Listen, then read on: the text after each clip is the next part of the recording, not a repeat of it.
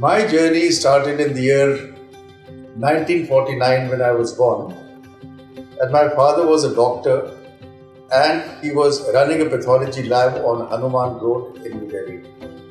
I was born in the same house in which my father had a small laboratory, and my father's background was that he had come from Pakistan during the partition time, and at the age of 31 he had 31 dependents to cross the border.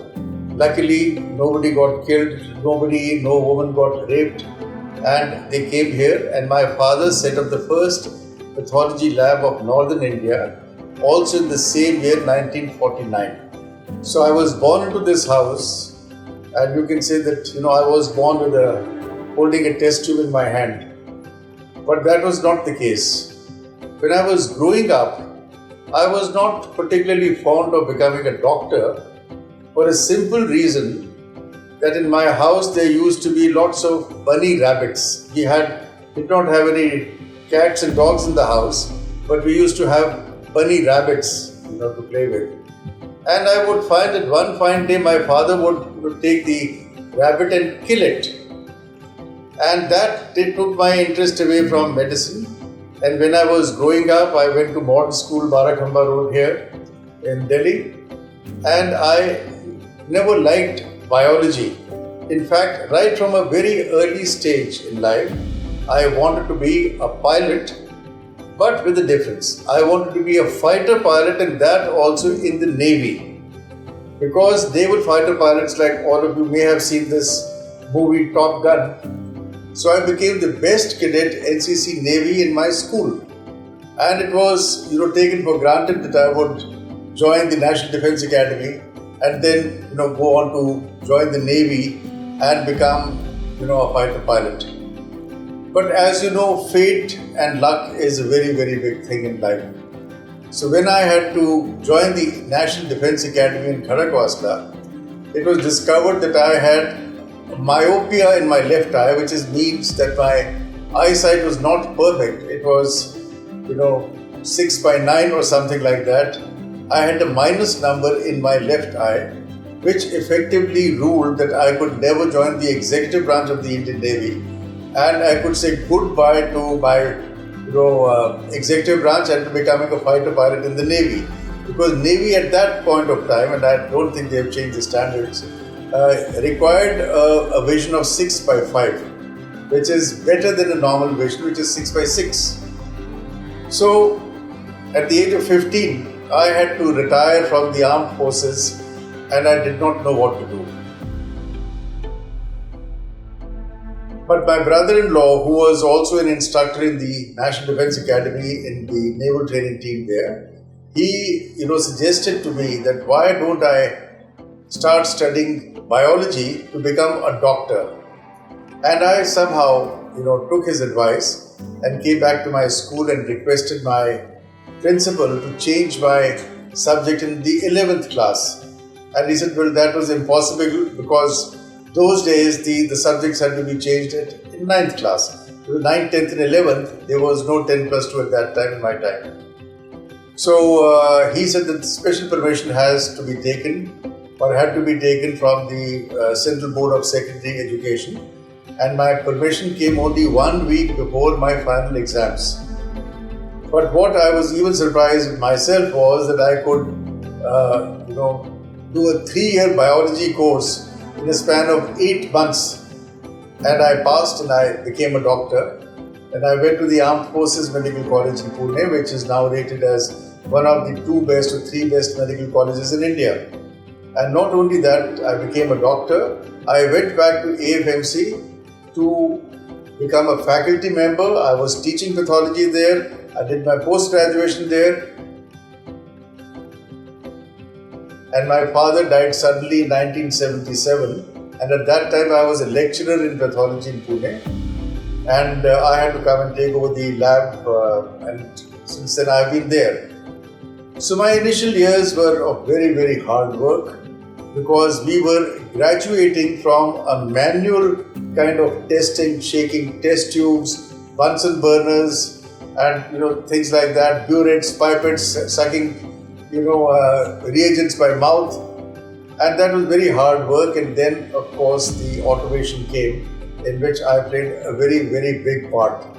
So there are lots of new tests, new instruments, new systems in medicine like lab information management software, the first IT software which was ever written in medicine or in healthcare in India was written for my lab, and I had to sit across the software programmer for 8 months face to face, and then we got a program going. And then I introduced computers for the first time in healthcare in India, and introduced the first thyroid test which was done in private labs was done in my lab, and I never looked back after that. Automation came, and I grew from strength to strength. And well, in 1995, what I did was to change from a proprietorship or partnership company. I changed that to a private limited company. So we have been there right from the beginning. There are 3 lakh labs in India, and I'm proud to say Dr. Lal PathLabs Limited is the #1 lab, both in terms of number of tests, number of patients which we test. Last year we tested 2.87 crore patients, which means on an average day we can test about 1 lakh of patients. And during COVID also we were the first lab to be invited by the government, and we took the others also. And we have done in 1 year 3.5 million or 35 lakh RT-PCR tests. So that shows you our capability. So many people ask me that what is the secret of my success? And the answer to that is that the secret is that there is no secret. So this was also, I read this quote also from Oprah Winfrey, who is the #1 woman entrepreneur in the world. And she said that, so it is all hard work, just keep doing your work in the best possible manner, in an ethical way, which is, what we doctors are supposed to be. Doctors in India are held at a very high pedestal, and they are also the people where the patients also trust with their private lives. So the doctors have to lead by example, and I think we have done that. Not only me, I think hundreds and thousands of other doctors in different fields have turned out to be, what we call model human beings. You have to be very, very quality conscious, because human lives are involved. And because pathology is the backbone of modern medicine, if you don't diagnose, you can't treat. For example, even in the COVID time, it was test, track, treat and vaccinate. So what came the first? Test. So now you know the importance of testing. And I can also add that 70% of all medical decisions or clinical decisions, as we call it, are based on pathology test reports.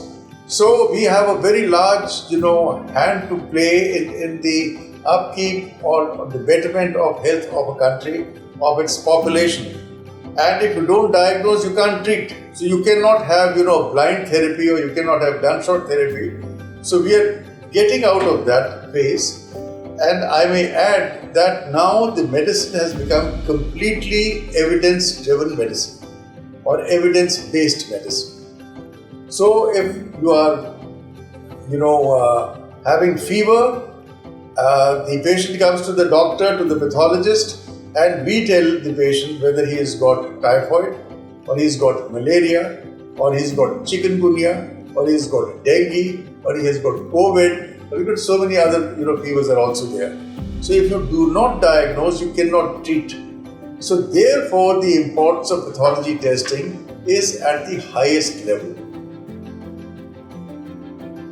So the importance of pathology is, coming more and more into our lives, and also in a large country like India, which is underserved as far as health is concerned, pathology will play a very big role. So we are already present in majority of the tier 1 cities, tier 2 cities, tier 3 cities, but now we would like to go to tier 4 cities and see what the rural, setup is going to be. Because as is known to everybody, 70% of India's population lives in the rural area. So that is where ultimately, we all have to go. And of course, by that time, medicine would have changed further. Even now it has changed. Now we've got, every machine has got computers or, electronic devices can be worn by people. So these will come in handy. We are talking about a lab on a chip. That will come in handy into going into interiors and so on and so forth. We call them point of care testing devices. And you're also talking about now wearables. You can wear, an Apple Watch. It will record your ECG. It requires your saturation of oxygen, which became so important in the time of COVID. So all these things are known as wearables. And these wearables can be linked to a central control room somewhere in a hospital, and the patient's health can be checked right there without the patient actually coming to the hospital. So there is, you have heard that many young people die these days of a sudden heart attack. So we call it the sudden death syndrome. And before that, the heart goes into what we call a ventricular fibrillation. It is an arrhythmia of the heart. It beats so fast that it is not able to pump the blood, to the rest of the body, and the patient dies of that. So these are also diagnosed by these new wearables like the watches which I just mentioned to you, and with the 5G and 6G coming in later, these will also become much more important. So there is also something known as Internet of Things, IoT, and all these wearables and medical devices and many non-medical devices will be linked to each other and to a central control room. As we are speaking today, there are hospitals, private hospitals, which are successful in running remote ICUs. So you can imagine that, during COVID, everybody is now seen or somebody's relative was always lying in ICU on the ventilator. Can you imagine an ICU is being run in India in which there is no person who's attending to the patient? Everything is remotely monitored at a distance. It is happening even now. And then telemedicine has also come into our lives in a big way. And the reason is that we don't have enough doctors. Approximately, we are short of 10 lakh doctors, 20 lakh nurses, and about 30 lakh paramedical staff. So we have to start doing things the right way. The government has increased the doctor making capacity on MBBS seats in India last 5 years, hell of a lot. I think about 80 to 90,000 doctors now are being produced in India every year. So in about 10 years' time, we may have enough doctors in India. But till that time, we have to rely on telemedicine, and people have to rely on telepathology. So telepathology is that we can remotely, we are actually doing it in our lab in Hony now, that we can scan a histopathology slide by on the microscope, which is digitized, and then this digital slide can be sent to a pathologist who is sitting thousands of miles away, and he reads it on his computer and gives you the report. Similarly, we are also doing the same thing, and we can monitor our devices, instruments remotely by way of quality, and we know that even if there is not a doctor there, India can never have produced so many doctors. There are 3 lakh labs, as I told you, but there are only about 7 to 8,000 pathologists. So you have to rely on telepathology, and that is where we are heading now. And we can remotely control, or we can monitor the quality of the patient there. So, as I said earlier, that I cannot say in my profession that most of my reports are correct. I have to adhere to my quality service to the country, in which we have 100% correct reports today. Because you don't know if it's only possible in 98% of patients. 2 patients may be so critical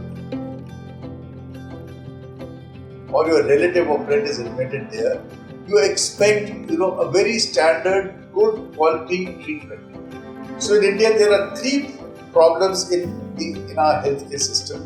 One is the accessibility. You don't have hospitals, you don't have labs where you want them, or everywhere where you want them. The second is affordability. Everybody cannot, expect to pay the charges which are, charged by the 5-star hospitals or by the corporate hospitals. And the third thing which is lacking in India is quality. And that is what we are talking about today. I'm so happy that we are also celebrating today the 25 years of QCI are being celebrated today, of which NABH is a part of, and NABL also. So I'm very happy to be saying that. So this actually attracts patients from foreign countries, into India. The Indian healthcare system is recognized the world over that we can give top-class quality here for a fraction, say 1/5 or 1/10 the rates which are charged in Western countries. So that brings to us to another point, and that is that this can be also a very sizable instrument in earning foreign exchange for India.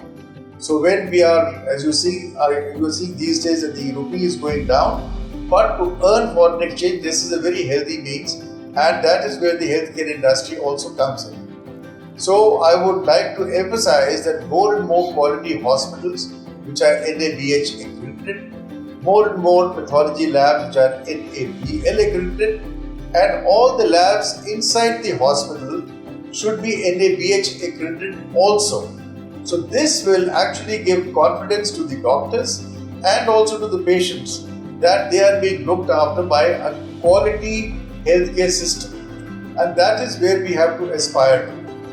So God has been kind to me, and my services have been recognized by the Government of India, by the President of India. And in 2009 was an exceptionally lucky year for me. So I got a Padma Shri award in January of 2009, and which was presented to me on the Republic Day, list of honors. It was, I think, same year when Aishwarya Rai also got the award. And I was, for the first time in the history of the Indian Armed Forces, they selected a civilian doctor to be given an honorary Brigadier's rank in the Armed Forces. So this was exceptionally, something which is out of the blue, and I'm the first Brigadier to be made like this. And I'm very proud to wear my uniform, and I really thank the Government of India, the Armed Forces, and the President.